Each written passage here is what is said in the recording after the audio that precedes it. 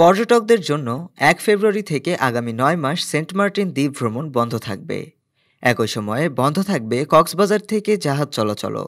ফলে ফেব্রুয়ারি থেকে কোনো পর্যটকের জন্য সেন্ট মার্টিন ভ্রমণের সুযোগ থাকছে না। ৩১ জানুয়ারি পরিবেশ, বন ও জলবায়ু পরিবর্তন মন্ত্রণালয়ের সিদ্ধান্ত অনুযায়ী দ্বীপটিতে ভ্রমণের সময়সীমা শেষ হয়। দ্বীপের পরিবেশ ও জীববৈচিত্র্য রক্ষায় এই সিদ্ধান্ত নেয় পরিবেশ, বন ও জলবায়ু পরিবর্তন মন্ত্রণালয়।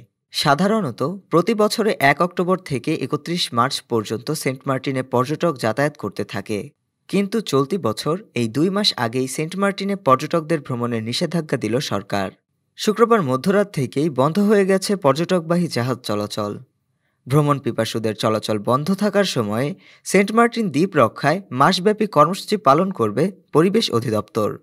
এ সময় প্লাস্টিক বোতলসহ ময়লা আবর্জনা পরিষ্কার, বিশুদ্ধ পানি উৎপাদন ও সরবরাহের উদ্যোগ নেওয়া হবে। সেই সাথে বর্জ্য থেকে বিদ্যুৎ উৎপাদন এবং জীববৈচিত্র্য রক্ষায় স্থানীয়দের সচেতন করার পরিকল্পনাও রয়েছে কর্তৃপক্ষের। জেলা প্রশাসনের তথ্য অনুযায়ী গত মাসে ১,২০,০০০ পর্যটক সেন্ট মার্টিন ভ্রমণ করেছেন। ডেস্ক রিপোর্ট, আজ বার্তা, ঢাকা।